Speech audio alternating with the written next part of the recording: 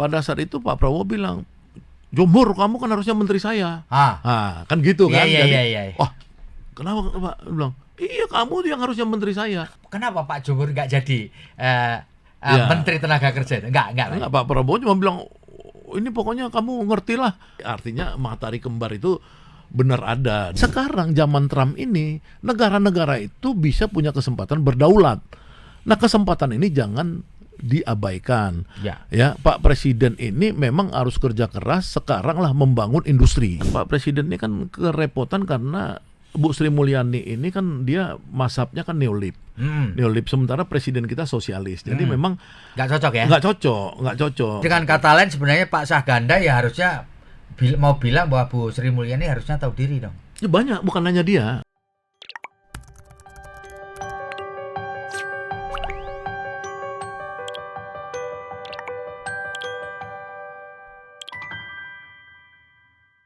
Assalamualaikum warahmatullahi wabarakatuh. Salam damai sejahtera buat kita semua. Bertemu kembali dengan saya Feby Mahendra Putra, Direktur Pemberitaan Tribun Network. Tribuners, pada awal April 2025 yang lalu ada sebuah pertemuan yang menarik perhatian masyarakat. Apa pertemuannya? Adalah pertemuan antara Wakil Ketua DPR yang juga Ketua Harian Partai Gerindra, Pak Sufwi Dasko Ahmad, dengan sejumlah aktivis ya, dan sejumlah orang-orang yang selama ini kritis kepada pemerintah. Di acaranya Bang Rocky Gerung, ada Pak Jumhur, dan ada Pak Syahganda Nainggolan. Pak Syahganda Nainggolan ini sekarang tercatat sebagai Ketua Dewan Direktur Green Institute. Apa itu Green Institute dan apa isi pertemuan ini, tentu kita akan ngobrolin bersama beliau, termasuk isu-isu yang sedang hangat pada akhir-akhir ini. Saya akan sapa Pak Syahganda. Pak Syahganda, Assalamualaikum. Waalaikumsalam Mas Feby, sehat selalu ya. Wah, luar biasa. Bapak tampaknya tetap semangat dan dinamis itu Pak ya. Insya Allah Mas. Ya. Pak Syahganda, saya mau tanya ini pada Pak Syahganda sebagai seorang aktivis dan politisi ini. Pak, akhir-akhir ini kan ada satu isu mengenai ijazah palsu Pak Jokowi, dan kemarin Bareskrim Mabes Polri itu telah menyatakan bahwa berdasarkan hasil pemeriksaan mereka di laboratorium itu ijazah ini asli. Buat Pak Syahganda ini isu ini menarik nggak sih Pak? Ya, faktanya isu ini memang diminati masyarakat ya, faktanya ya. Dan tokoh-tokoh yang terlibat dalam isu ini kan adalah tokoh-tokoh yang juga kredibel ya, seperti Pak Roy Suryo ya, itu kan mantan menteri ya, dan teman-teman lain yang gelar akademisnya cukup kuat ya, seperti Dr. Rismond, itu kan dokter dari Tokyo apa segala artinya. Menurut saya itu ya perlu diapresiasi tentang aktivitas seperti itu. Karena apa? Karena yang dipersoalkan adalah soal pejabat publik yang paling tinggi di Indonesia, kan gitu. Jadi saya pikir itu penting ya. Cuman kalau pertanyaannya ke saya, apakah saya dengan lembaga saya baru Green Institute tertarik untuk itu? Kita memang kurang punya waktu untuk yang itu Mas gitu. Tapi kita menghormati teman-teman yang berbicara soal itu. Yang concern ke sana iya itu dong, ya. itu kan demokrasi kan. Jadi wajar mereka punya hak untuk tahu soal identitas ya. Di Amerika sendiri misalkan orang mempertanyakan identitas dari Obama waktu itu kan, ya kan, bahkan yang mempertanyakan itu seorang senator yang saingan Obama waktu itu, yang mempertanyakan soal kelahiran dia kan, soal asal usul agama ya kan, apakah dia Islam atau bukan, apa itu juga biasa aja. Saya pikir dalam demokrasi oke saja itu di negara paling barat aja dipersoalkan, apalagi di Indonesia kan boleh orang bertanya ya. Kalau Pak, menurut Pak Syahganda dengan adanya penjelasan resmi dari Mabes Polri ini, menurutnya cukup stop sampai di sini, lalu kita jangan membuang energi untuk hal seperti ini, atau bagaimana? Ya kalau saya nggak ngerti soal hukum ya Mas ya. Saya kan backgroundnya bukan hukum. Jadi apakah memang sebuah pembuktian itu di AHU ya. AHU itu di Departemen Kehakiman ya. Administrasi Hukum di Kementerian Hukum. Misalkan kalau identitas misalkan kita mau kawin di luar negeri, misalnya gitu dengan orang asing gitu ya. Yang bisa memverifikasi kita punya akte kelahiran itu adalah AHU setahu saya. Ya kan, di Departemen Kehakiman atau yang mungkin juga pengadilan ya, atau apa gitu. Apakah dalam konteks ini memang hukumnya sudah mengikat atau belum, saya nggak ngerti itu maksud saya. Cuman itu aja. Tapi ya Baris Krim bagaimanapun kan adalah lembaga negara ya, institusi negara ya. Itu ya Bang.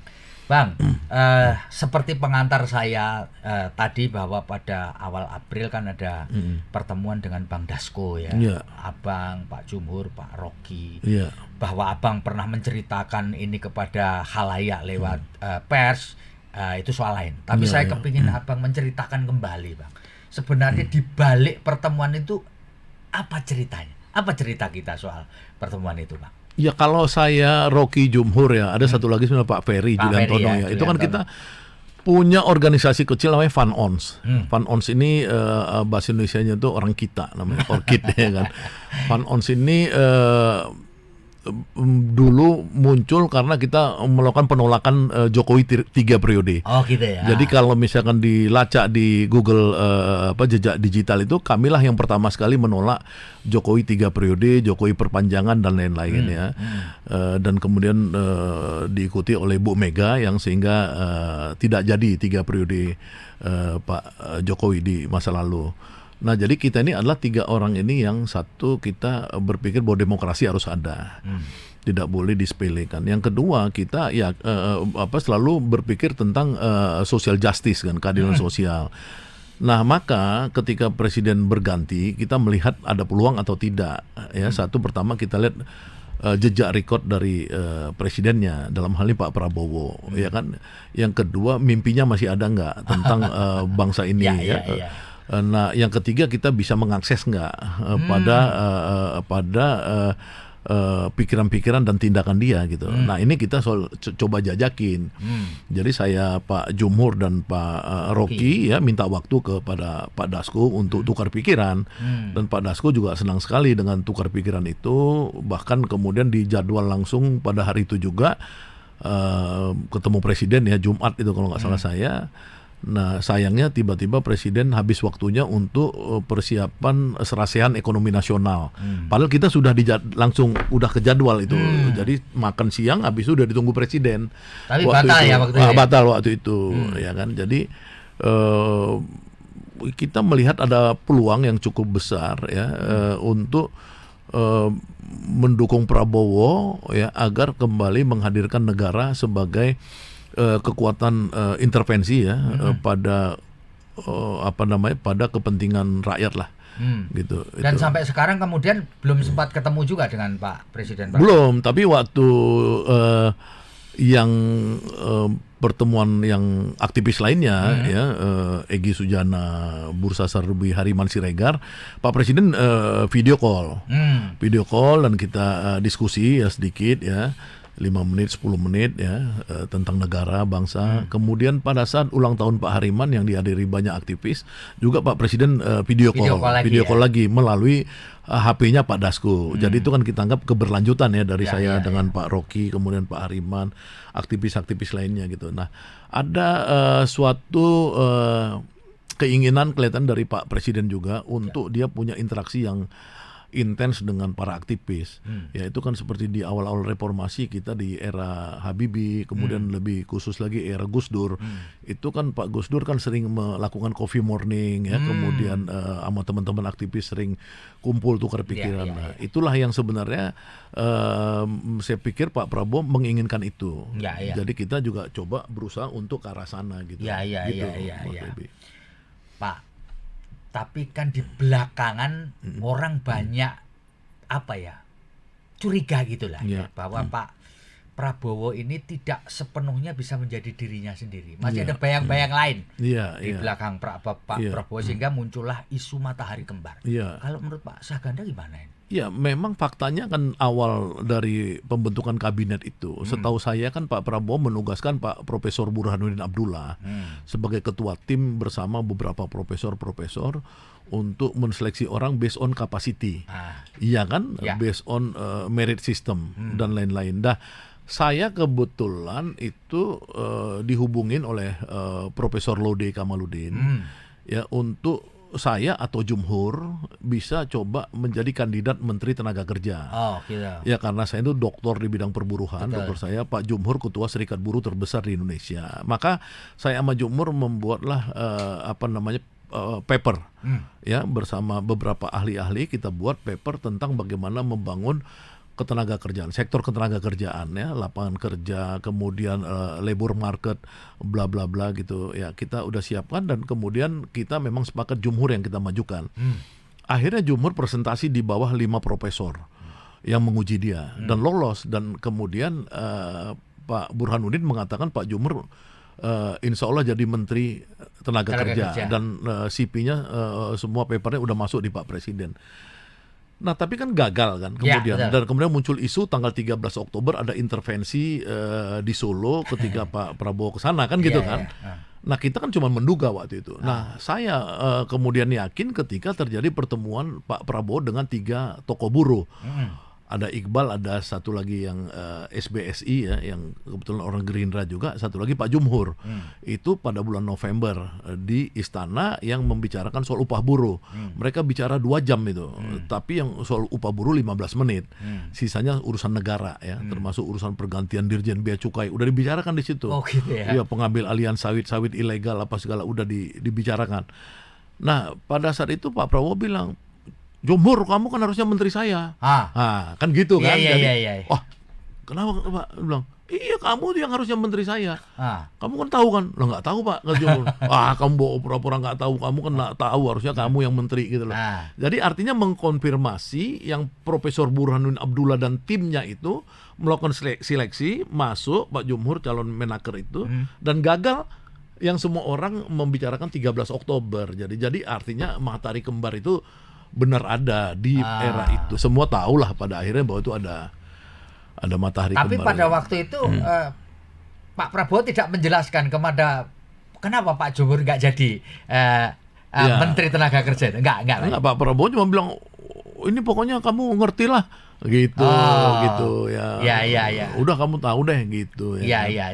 Jadi Pak Syahganda masih yakin nggak bahwa Pak Prabowo ini dalam sisa waktu sampai 4 tahun ke depan ini punya kemandirian untuk mengambil keputusan? Kalau itu, kita lihat di Filipina kan juga kan menarik kan. Pada hari ini kan Bongbong Marcos kan memecat 30 menterinya kan, ya kan. Jadi memang selalu ada dinamika yang dijelaskan oleh Bongbong Marcos itu. Ya, hari ini kita baca bahwa dia itu pada akhirnya harus komit pada rakyat kan. Yang selama ini kan dia berbagi dengan si anaknya Duterte. Ini kan Sarah Duterte ya karena dia harus berbagi sehingga dia repot. Tapi hari ini dia mengatakan lebih bagus saya pro rakyat daripada ngurus-ngurus elit. Nah, maka dia langsung melakukan pergantian 30 menteri untuk cita-cita dia mencapai mimpinya dia. Nah, saya juga berkeyakin bahwa Pak Prabowo akan sama. Karena Pak Prabowo tuh sampai kemarin di acara 1 Mei itu, ya dia sampai nyanyi internasionale, buka baju, ya kan apa segala, kan menunjukkan bahwa dia pengen ada revolusi kan. Revolusi quote and quote lah. Bahwa dia tahu bahwa ini suasananya itu seluruh dunia ini suasana perang, mencekam. Ya perlu sebuah leadership yang kokoh. Leadership itu bukan hanya leadernya, bukan hanya Prabowo-nya, tapi menteri-menterinya, ya kan aparatur lainnya apa segala. Ini yang menurut saya ketika dia bilang di dalam forum itu, kita bersama buruh, hidup mati bersama buruh, nelayan, tani, dia udah kalut gitu loh. Dia udah pengen kayaknya ini harus cepat. Nggak bisa dengan situasi yang sekarang normal-normal, ada menterinya diperintahkan kerja, besok nggak jalan. Jadi saya yakin dia akan ngikutin Bongbong Marcos itu. Jadi itu bukan hanya semacam pencitraan atau omon-omon di depan masa gitu ya, menurut keyakinan Pak Syahganda ketika beliau ini menyatakan komitmennya. Ya makanya kan kita kembali ke histori kan, saya bilang kan, kalau orang itu kan ada muncul dari historinya yang memang dia itu track recordnya perjuangan kan, dari kakeknya, dari bapaknya, dan apa. Jadi itu membuat kalau orang seperti saya percaya gitu, orang seperti saya, misalkan kalau kita berjuang ya kan pasti anak kita nanti ya kalau dia di politik juga dia akan ikut menjadi pejuang, minimal idealismenya ada gitu. Jadi saya percaya Pak Prabowo gitu ya. Itu. Pak, Ini tadi kan saya dalam mengantar menyebutkan Bapak ini adalah Ketua Dewan Direktur Grid Institute. Iya, Mas. Bisa dijelaskan Grid Institute ini apa ini? Ya, kan setiap rejim itu kan pasti butuh bisa partner, bisa juga apalah namanya seperti itu ya. Gitu ya, ya kan misalkan dulu ada CSIS di zaman Pak Harto. Di zaman Pak Harto ya. Kemudian ada CIDES, kemudian ada zaman saya itu sama SBY saya buat Sabang Merauke Circle ya dengan mirroringnya Pak Hatta Rajasa waktu itu ya, bahan-bahan. Nah, saya pikir kan kalau saya yakin bahwa Pak Prabowo itu punya mimpi ya. Nah, untuk mengimplementasikannya itu kan perlu juga orang luar melihat. Bukan orang dalam. Kalau orang dalam kan udah pasti ini kan seragam, homogen kan gitu kan. Kita melihat dari luar misalkan. Nah, itu yang saya mencoba membangun Grid Institute itu untuk memberikan pikiran-pikiran genuine ya yang dari luar, yang mana yang bisa sebenarnya menjadi sukses story, yang mana yang bisa menjadi, misalkan kalau Pak Prabowo bicara soal koperasi desa, ya bagaimana setelah 30 tahun ini koperasi diabaikan ya, tiba-tiba Pak Prabowo mau membuang uang quote and quote meluang 400 triliun di situ, 80.000 koperasi desa merah putih ya. Desa itu kan macam-macam, ada desa pertanian, desa nelayan, desa batubara, macam-macam gitu. Itu gimana gitu. Nah, kita pengen jadi teman berpikir kira-kira gitu ya. Makanya saya sama Pak Ferry Juliantono misalkan punya beberapa diskusi tentang bagaimana membuat sentimen publik itu positif terus terhadap rencana presiden misalnya gitu. Juga dengan kementerian lainnya ya, besok saya buat FGD tentang otonomi daerah ya, tanggal 26 misalnya gitu. Kenapa kita butuh itu? Karena kan tarik-menarik antara, sebenarnya kita yakin nggak sih otonomi daerah ini penting misalnya kayak gitu ya kan. Tapi orang-orang di daerah itu kan menjerit juga sekarang. Ya misalkan ada teman saya jadi bupati, dia pusing anggaran operasional dia 40 juta sebulan, harus ngurusin jauh-jauhnya tempat apa segala, ngelayanin orang, tapi disuruh tidak korupsi, efisiensi anggaran apa misalnya kayak gitu ya kan. Izin-izin sementara dikuasai pusat, batubara HGB yang harusnya dikasih sama Pemda diambil oleh swasta apa segala. Nah, ini yang saya akan buat bantuan-bantuan kecil yang mudah-mudahan berharga untuk pemerintah itu di lembaga saya. Ini gitu. Semacam lembaga think tank gitu think tank. Jadi tapi bukan hanya teknokratis saja, tapi kita sampai ke paradigm. Karena kan Prabowo berkali-kali kalau saya lihat pidato tentang Undang-Undang Dasar 45, dia sampai cuma pasal 3 aja. Dia nggak singgung pasal 4-nya tentang demokrasi ekonomi dan pasal 5-nya itu. Nah, kan 3 itu kan yang asli berarti yang founding fathers buat. Ya kan dikunci bahwa negara itu ya yang menguasai seluruh sumber daya alam dan di bawah alam ini, dan bagaimana negara itu membuat jadi quote and quote welfare state kan gitu. Nah, ini saya lihat ini berarti ya peluang itu besar kalau kita bisa mendorong konsep-konsep welfare state itu gitu. Nah, kalau zaman CSIS, bridgingnya itu kan Pak Ali Murtopo, Sujono Humardani, gitu ya. Betul, ya. Kalau ini, bridgingnya Pak Syahganda dan teman-teman di Grid Institute ini siapa? Ya, kalau saya kan berusaha untuk ini ya, spektrumnya lebih ini. Misalkan saya punya Pak Ferry teman lama, punya Pak Brian di Menteri Pendidikan teman lama, misalnya gitu kan. Bisa lewat beliau-beliau ini ya? Iya, kalau yang sifatnya misalkan dalam waktu dekat saya sama Pak Brian janji tentang diskusi tentang kebebasan kampus itu apa sih, kebebasan akademik. Ya kan, apakah seorang perempuan Sekar namanya bisa ditangkap hanya membuat AI, artificial intelligence antara Jokowi dan ini misalnya kayak gitu dengan apakah itu sebenarnya dalam dunia baru itu kita perlu perlu melakukan satu perubahan norma nggak, melihat demokrasi itu apa? Kalau saya kan melihat itu apa sih? Itu kan AI, artificial intelligence. Kalau dunia teknologi masuk, artificial intelligence, anak-anak usia 17-18 tahun yang baru tingkat 1 melakukan yang begitu, tidak ada motif menggulingkan kekuasaan, terus ditangkap misalnya kayak gitu. Itu kan buat saya harus didiskusikan oleh menterinya gitu. Menteri, kamu panggil semua rektor, kita diskusi ini apa kebebasan kampus ini sebenarnya gitu loh. Kalau zaman kita kan kebebasan kampus kita udah tahu, demonstrasi lah ini. Kalau dunia AI gimana misalnya gitu. Jadi saya tuh spektrumnya lebih luas, bukan seperti CSIS dulu dengan Ali Murtopo saja. Kita kebetulan teman-teman saya nyebar di mana-mana ya saya tergantung ininya gitu, tergantung bidangnya gitu. Jadi nanti si Grid Institute ini, Pak Syahganda, ini mirroring dari nawacitanya Prabowo. Astacita. Astacitanya Prabowo. Ya, maksudnya kita itu, jadi kita punya monitoring harian. Hari ini ya kita sewa big data misalnya gitu. Kita keywordnya itu ya Astacita. Keywordnya itu 4 program utama Prabowo. Ya kan, keywordnya itu ekonomi Pancasila yang Prabowo. Jadi kita select, jadi keyword-keywordnya itu yang akan menseleksi. Jadi kita itu yang kita sebut dengan mirroring tadi gitu. Dan ketika nanti satu saat Pak Syahganda CS ini bisa bertemu secara fisik langsung dengan Pak Prabowo, itu sebenarnya apa yang poin penting apa yang ingin Bapak sampaikan kepada dia? Ya misalkan dalam soal energi kita sepakat dengan nuklir. Ya maksudnya kelompok saya nih. Ya kan, reaktor nuklir ya, bukan senjata nuklir. Jadi dan reaktor nuklir untuk energi. Untuk energi untuk energi, karena kita sudah mengkaji memang kita kesulitan untuk masuk di biomass ya, karena kita sampai cangkang sawit semua diekspor sekarang ke Korea, ke ini. Kita mau bicara yang Pak Prabowo ngomong B20 apa segala itu kadang-kadang kehambatnya di situ. Tapi kalau nuklir ini kan dia bisa tahan lama, kita banyak sekali uranium ya. Jadi kalau saya dapat cerita dari Pak Deddy Mizwar misalkan, ya, mantan wakil gubernur Jawa Barat. Itu dia bilang sepanjang 400 km pantai selatan Jawa Barat itu kandungan uraniumnya banyak sekali gitu loh. Itu ya? Iya.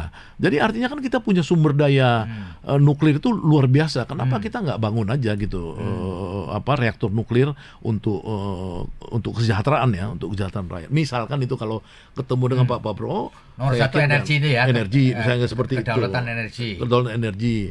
Ya kemudian koperasi tadi misalkan. Kopdar itu. Koperasi Desa Merah Putih itu. Ya. Karena apa? Karena kan selama ini kita kan misalkan katakan Indomaret, Alfamaret ya kan nggak ada saingannya.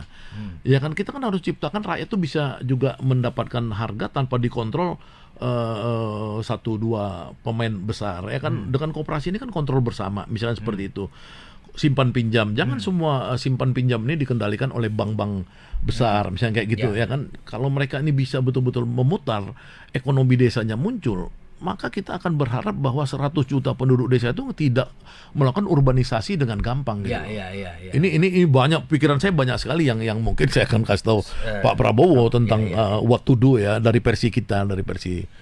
Tapi berarti kekasan dari Grid Institute ini ada kajian soal nuklir itu ada dia? Kita kaji nuklir. Kita yang pertama mungkin di luar pemerintah yang mengkaji nuklir. Boleh di Google itu. Jadi... Dan para ahli-ahlinya itu melibatkan teman saya yang di Amerika, yang ahli nuklirnya CDC Amerika. Kemudian yang kemarin korban Fukushima, Profesor Didik, apa segala. Kita punya banyak teman-teman jaringan yang ahli nuklir. Tapi mereka orang Indonesia semua ya? Orang Indonesia, kecuali yang di Amerika saya nggak tahu udah ganti warga negara nggak.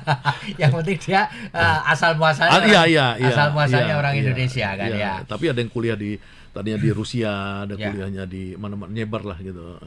Pak Syahganda, Bapak ini kan dinamis kan, mulai dari rejim Orde Baru, rejim reformasi, rejim Jokowi sampai kemudian sekarang. Bisa cerita sedikit apa dinamika yang Bapak alami sepanjang jadi aktivis mulai masa eranya Soeharto sampai ke eranya Prabowo sekarang ini, Pak? Ya kalau di era Soeharto, Pak, kita ini kan ada kelompok-kelompok kecil yang di kader di dalam kampus. Karena di luar kampus di era saya 80-an itu udah NKK BKK. Udah steril kan. Jadi ormas-ormas di luar kampus rata-rata itu lapor ke Kodim, lapor ke wali kota apa segala. Kalau kita nih kelompok-kelompok yang di kader secara ideologis. Ya itu ada di Yogyakarta, ada di mana-mana lah kota-kota pelajar itu ya, di Malang, di apa segala gitu. Nah saya termasuk yang di ITB yang di Bandung lah, yang dikader secara sistematik oleh orang-orang yang di atasnya itu ada di LBH, ada di kelompok petisi 50, kelompoknya Ali Sadikin, apa segala, ada kelompok apa namanya yang lain-lain ya seperti Adi Sasono dulu ya, Hariman Siregar apa segala itu mengkader kita gitu. Nah kita muncul dalam apa namanya pikiran-pikiran yang alternatif. Ya kita melihat pembangunan ini, kenapa pembangunan ini cuma growth aja? Kenapa? Apa urusannya growth? Kalau growth itu nggak memperkaya rakyat untuk apa? Kita udah dari dulu. Jadi makanya di zaman Soeharto itu kita sudah bicara growth dan equity, itu kita udah kembangkan growth through equity, terus growth with equity, growth through equity. Kita udah sampai pembicaraan di sana. Maka pikiran-pikiran John Galtung, ya kemudian Samir Amin, apa segala tokoh-tokoh dunia ketiga yang sokol dulu kiri, itu kita menjadi referensi kita. Ya kan, Arif Budiman kalau di Indonesianya, Sri Tua Arif apa segala ya. Itu masa-masa Orde Baru ya? Masih Orde Baru. Jadi idealisme itu sebenarnya sampai sekarang kita sama. Karena kita melihat itu tidak ada yang berubah secara signifikan. Misalnya soal ketimpangan. Ketimpangan ini kan karena kesalahan model pembangunan. Kita yakin itu bukan soal orang korupsi saja, bukan korupsi satu hal, tapi salah membangun juga hanya memperkaya orang kaya. Ya di Eropa misalkan, itu kan return to labor sama return to capital itu kan lebih banyak return to labor 60-40, kadang-kadang 70-30. Di sini kan enggak, di sini return to labor itu kan 30. Return to capital yang diuntung untuk kapitalis 70. Lebih besar ya. Lebih besar. Nah kayak gini ini kan soal paradigma dan strategi. Misalkan waktu Obama punya penasihat presiden namanya Profesor Kruger. Kruger ini kan bilang lebih bagus kita insentif dulu baru kita produktivitas. Kalau orang-orang kapitalis lama ini kan bilang, lu kalau nggak produktif gue nggak gaji lo. Ya kan? Nah Kruger balikin itu. Setelah dia meneliti beberapa perusahaan-perusahaan, diteliti sama dia perusahaan makanan, ternyata orang itu makin produktif kalau insentifnya diduluanin gitu loh. Nah ini kan masa berpikir, ya kan? Nah sekarang kita melihat bahwa Prabowo ini punya masa berpikir yang agak kiri gitu, bagus ya kan. Nah cuman bagaimana membuat dia sukses ini yang kita coba dorong. Makanya saya bilang tadi nyambung antara yang di zaman Soeharto. Nah di zaman Habibie itu sama zaman Gus Dur itu mereka tuh sangat membuka diri dengan orang-orang seperti kita. Di zaman Megawati Topik Kemasnya yang bermain. Ya kita lebih gampang ketemu Topik Kemas, dia menyerap apa segala. Nah zaman sekarang ini belum ada. Zaman Jokowi hampir nggak ada. Zaman gitu Jokowi hampir nggak ada. Hampir nggak ada ya, aktivis di penjara misalkan saya, Jumhur apa itu kan yang harusnya nggak mungkin terjadi di zaman demokrasi. Nah zaman Prabowo ini kita coba gitu loh. Jadi saya bilang sama teman-teman kalau bisa Prabowo bisa Kopi Morning dengan gitu ya, teman-teman yang punya pemikiran secara kontinu gitu ya Pak Saganda ya Manli gitu atau ini kan waktu dia ketemu Jumhur boleh dicek sama Pak Presiden resmi itu ide-ide pengambil alihan sawit-sawit ilegal itu kan dialog dia dengan Jumhur waktu ketemu 3 tokoh buruh itu kan wajar kan, artinya kalau kita sama-sama punya pikiran alternatif kayak Pak Prabowo ini pasti mungkin ada kesamaan dan yang mungkin bisa lebih bisa cepat diimplementasikan karena sehebat-hebatnya pemimpin kan dia perlu ada proses namanya confirmation ya kan. Jadi misalkan Pak Prabowo bilang, Jum ini kita kasih tentara aja Jum ya, kepala bea cukai, setuju nggak lu dia? Misalnya kayak gitu kan. Nah Jumhur bilang, wah Pak kalau tentara tapi jangan yang suka duit Pak. Nah itu Jumhur ngomong ke Presiden di bulan November. Iya kan, jadi carilah kalau Pak Prabowo mau tentara, carilah Prabowo yang jangan doyan bisnis. Karena kalau tentaranya bisnis kan gimana ngendalinya kan gitu kan. Misalkan seperti itu. Tapi dari cerita Pak Saganda tadi memang sejak tahun lalu memang pergantian Ditjen Bea Cukai kan sudah diomongin. Diomongin dan tentara itu udah diomongin Pak Presiden di 3 toko buruh itu. Ya kan, nah Jumhur bilang Pak kalau bisa kalau tentara jangan yang suka bisnis kan gitu. Nah, yang kedua yang kita lihat sekarang ini kan Pak Presiden ini kan kerepotan karena Bu Sri Mulyani ini kan dia mazhabnya kan neolib. Neolib sementara presiden kita sosialis. Jadi memang nggak cocok ya? Nggak cocok. Nah, jadi kita ribut sisi penerimaan ya kan sampai sekarang pergantian bea cukai, dirjen pajak ini kan kelihatannya kan maunya presiden yang di mana Sri Mulyaninya kelihatan tidak lagi banyak bisa ini kan mengontrol itu. Nah, karena apa? Karena memang ada di Indonesia ini problem ya yang kalau di dunia barat itu nggak terjadi. Kalau dunia barat tuh kalau dia pemimpinnya mazhab sosialis, menterinya tidak sanggup ngikutin cara berpikir seorang sosialis, dia pasti quit gitu loh. Oh gitu ya. Iya dong, Pak Presiden, mohon maaf saya nggak seperti Anda. Saya berpikir bukan salah, bukan korup. Orang pikir misalkan saya nih anti neolib, saya nggak bilang neolib itu jahat dalam pengertian dia korup atau apa, enggak. Ini beda mazhab aja. Ya kan kalau orang-orang sosialis itu dia berani misalkan demand side-nya dia perkuat ya, seperti zaman Roosevelt misalkan kayak gitu.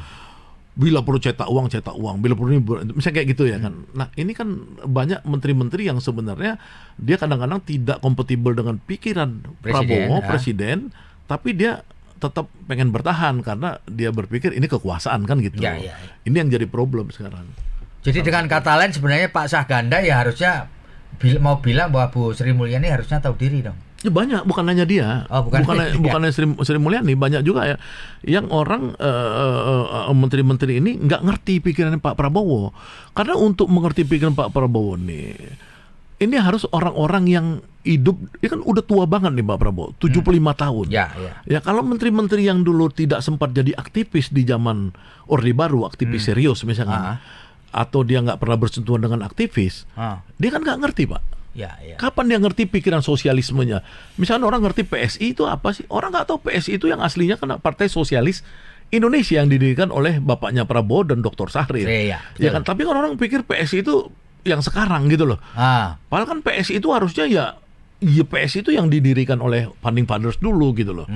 Jadi orang banyak yang sekarang itu nggak ngerti saya pikir dengan pikirannya Pak Presiden gitu. Jadi artinya sebenarnya Pak Presiden harus berani dong evaluasi kepada orang-orang yang tidak matching antara pikiran dia dengan orang-orang. Kembali ke Mas Pebi tadi soal matahari kembar kan. Kan itu kan kalau menurut saya sih Pak Presiden pasti geram ya situasinya ya. Kalau menurut saya ya sebagai pengamat, makanya dia buat Danantara.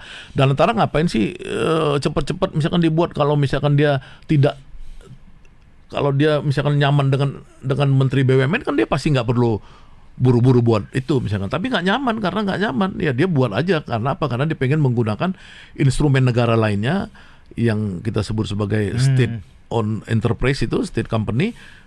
Dia daripada di sini nggak jelas ya dia ambil, kan kira-kira itu. Walaupun kemudian orang bilang SWF dan lain-lain. Nah ini memang nggak nyaman, cuman mungkin karena matahari kembar tadi agak rumit untuk langsung mengkonsolidasikan gitu. Kalau ditanya gitu Pak Saganda setuju nggak akan adanya ide badan penerimaan negara yang lepas dari Kementerian Keuangan yang beberapa waktu yang lalu sempat disampaikan Pak Prabowo? Setuju nggak? Ya 50-50 lah Mas ya. Karena problemnya bukan di situ kan. Oh gitu ya. Problemnya itu kan misalkan basis pajaknya mana, ya kan? Kan yang mau diterima itu apa kan? Penerimaan negara yang mau diterima apa? Pajak, ya kan, bea cukai, PNBP misalnya seperti itu. Itu yang harus dibenahi dulu kan?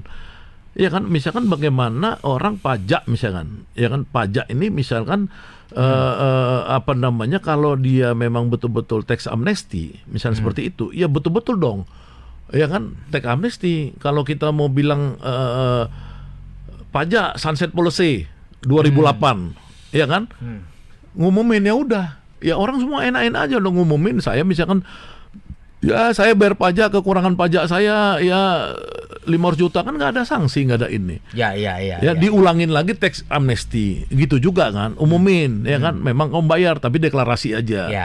Ya kan, ketiga itu juga, ya kan, tax amnesty 2, ya kan, itu juga sama aja kan, nggak ada misalkan orang dari Singapura, uang lu pulang, kalau nggak pulang lu kita ributin nih, misalnya kayak gitu kan, kamu untung dari Indonesia, masa uangnya nyangkut di Singapura semua, misalkan seperti itu. Jadi itu yang harus dibenahi, bagaimana presiden itu apakah dengan adanya badan penerimaan atau dengan tidak ada badan penerimaan ini bisa dibenahi nggak? Ya Cortex misalkan, Cortex ini kan masalah kan, semua orang bilang masalah, misalnya kacau. Tapi kan sampai sekarang kan cuman dia bilang begini loh, ini di negara lain juga sama lama, tax time 10 tahun, 15 tahun untuk ini. Kan nggak boleh gitu-gitu, ya kan. Nah kemudian yang PNBP, ya kan, PNBP kan mesti jelas. Sekarang siapa yang bisa mengukur depletion rate daripada tambang-tambang itu? Siapa yang betul-betul bayar sesuai dengan ditentukan negara, misalkan. Kemudian waktu 1.000 triliun ada extra money masuk gara-gara batu bara naik kemarin harganya. Berapa negara terima bisa seperti itu? Nah, itunya yang paling penting dibenahi. Baru kita pikir institusinya, jangan kejebak institusi Dulu. harus dulu, Iya. tapi ininya sama aja ya. Tapi ini menjadi bagian kajian dari Grid Institute nggak? Sangat. Kita udah pernah kajian Cortex itu, nanti saya sampaikan kalau saya nggak kasih tadi. Cortex itu sekarang problem kita ini, Mas. Kita ini ada misalkan kenaikan impor, tapi kan bea cukai kita kan turun. Ya kan penerimaannya, ya kan begitu juga pajak kan. Pajak itu tahun lalu sama tahun ini kuartal satunya kan turun sekitar 5%. Nah ini kan problem gitu loh. Orang selalu bilang memang karena lesu, ekonomi apa segala. So what gitu loh. Kalau nggak ada dari sektor ini, bagaimana mencari dari sektor lain ini, kita nggak ada jalan keluar. Makanya ya memang isu penerimaan ini menurut saya isu yang paling penting buat presiden. Tapi apakah dengan pertanyaan Mas Pebi tadi, badan penerimaan negara, badan terpisah dari Kementerian itu menurut saya 50-50. Menurut saya yang paling penting benahi itu tadi, bener nggak gitu loh, ya kan? Ya. Pak, ini reformasi ini sudah berusia 27 tahun. Iya.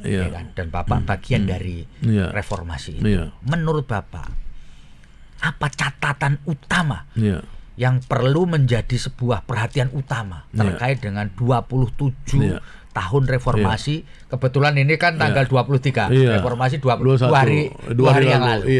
Apa ini? Paling krusial, Pak? Yang satu itu buat saya demokrasi ya. Karena gitu buat saya yang beberapa kali ditangkap oleh pemerintah ya, di Orde Baru maupun Orde sekarang, itu saya sangat menghargai demokrasi itu. Ya kan, dan kita kan minta Pak Harto turun dulu kan sebenarnya karena demokrasinya nggak ada. Itu yang paling penting kan. Ada korupsi dan lain, tapi karena demokrasinya udah nggak ada lagi zaman itu. Nah jadi itu barang paling mahal.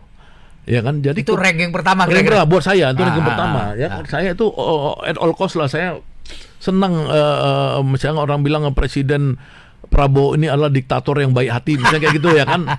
Oke, bagus saja karena kan kadang-kadang feodalismenya Indonesia ini mengantarkan orang selalu jadi diktator ya kan. Kalau semua kajian-kajian Indonesianis misalkan di Australia tentang Jokowi di masa lalu misalkan, dia kan disebut authoritarian turn ya kan. Jadi orang yang masuk secara demokrasi jadi kelompok populis, menang jadi presiden ya kan, tiba-tiba dia berubah menjadi otoriter. Itu kan kajian daripada teman-teman kita ahli Indonesia kan. Nah Pak Prabowo juga punya potensi ya untuk menjadi otoriter, ya kan. Nah kemudian tapi dia tadi punya cita-cita founding fathers tadi, oke lah gitu. Tapi saya ingin tetap poin demokrasi harus ada, Pak. Demokrasi harus ada. Itu nggak bisa. Kalau demokrasi nggak ada, orang tuh bisa cenderung menjadi otoriter. Dan kalau dia otoriter, apalagi dia mantan jenderal, itu kita ngeri tuh. Kita ngelawan Jokowi aja, quote and quote ngelawan Jokowi yang sipil ya, itu udah susah, apalagi ngelawan yang misalkan Prabowo tentara gitu, itu pasti susah. Makanya kita minta janganlah demokrasi itu diabaikan. Itu tuntutan kita. Jadi saya, Rocky apa gitu, yang Hariman apa ini memang tetap minta itu nomor satu, Pak. Nomor dua, Pak? Ya nomor dua tentu korupsi ya. Ini kan di zaman Jokowi itu Pak Pahala Nenggolan itu deputi KPK bidang pencegahan itu kan udah berkali-kali mengatakan itu korupsi itu sekitar 50%. Gitu ya? Iya kan? Nah itu maksudnya kenapa sih sampai segitu-gitunya gitu. Ya ini harus dipikirkan, nggak bisa kita langsung salahkan satu pihak memang. Tapi itu kan demokrasi yang mahal selama ini, ya kan, itu membuat salah satu kontributor terhadap angka yang tinggi. Yang kedua memang budayanya ini, budaya kita itu memang udah menggila-gila budaya korupsi ini. Nah itu yang jadi memang pemerintah yang sekarang ini berharap ya, makanya saya waktu tanya Profesor Dasko waktu saya pertama kali ketemu dengan dia dan Jumhur, saya tanya, Prof, ini menurut Deputi KPK ini korupsi udah sampai 50-60%. toleransinya berapa sih di zaman Prabowo? Dia bilang, Bang, nanti paling 5% lah, dia bilang. Itu juga bukan toleransi orang harus korupsi, tapi maksudnya kalau ada yang tidak bisa terduga ya atau apa, itu di 5% lah. Mudah-mudahan ya. Drastis loh Pak. Ya makanya. Ya, tapi setahu saya, yang saya sebagai pengamat di zaman SBY itu juga 5%. Makanya menteri-menteri zaman SBY itu banyak diculiki Mr. 5% gitu loh.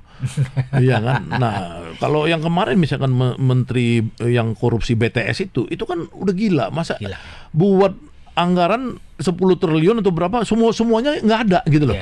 Artinya 100% udah, maksud saya udah, maksudnya akalnya di mana gitu loh, otaknya di mana gitu, ya kan? Apalagi undang-undangnya direkayasa, undang-undang untuk melegalkan korupsi misalkan seperti itu. Nah, ini mudah-mudahan yang nomor 2 kan tadi, 1 demokrasi, yang korupsi. nomor 2 korupsi itu gitu. And the third, 3?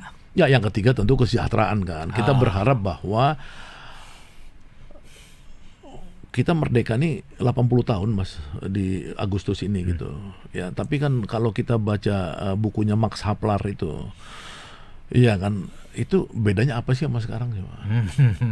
Kan nggak jelas juga. Kalau Prabowo misalkan menyasar sekitar sekian puluh juta orang miskin untuk dikasih MBG, iya kan? Atau kata Bank Dunia bahwa Indonesia ini dengan ukuran yang terbaru $2 PPP itu kan berarti setengah penduduk kita kan kelaparan. Kalau kita konversi dengan IQ rata-rata 78 ke 80, kan berarti kita sama dengan monyet IQ-nya gitu loh. Nggak, maksudnya berarti dari zaman Max Havelaar di Lebak dulu itu sampai sekarang tuh berubahnya di mana gitu loh Mas saya. Jadi kalau misalkan nggak disejahterakan rakyat ini, ya, yang menurut saya bisa karena kalau VOC itu Mas cuman dari Indonesia ya, kalau misalkan British India sama British West itu kan menguasainya kan dari mulai Amerika apa segala itu kan. Ini cuman Indonesia aja.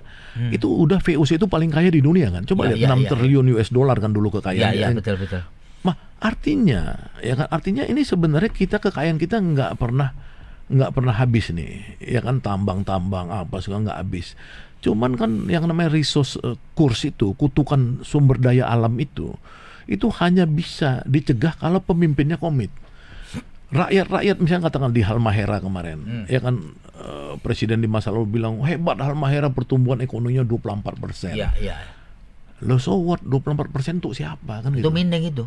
Ya, mining kan, 24% itu kan untuk siapa itu, nikel itu kan nggak ada, rakyatnya kan tetap miskin kan? Iya, betul. Nah, maksud saya itu di era Prabowo ini bisa nggak 10 tahun ini dia bisa memproduksi kekayaan untuk orang miskin gitu loh. Iya. Ini aja yang ketiga lah yang saya cuma itu demokrasi, korupsi dan kesejahteraan rakyat itu. Jadi pertumbuhan ekonomi itu tidak hanya sekedar angka kan, kayak di Halmahera ya, kayak di Maluku Utara ya. Iya, karena dalam pikirannya seorang yang disebut investment guru ya, si Richard Surma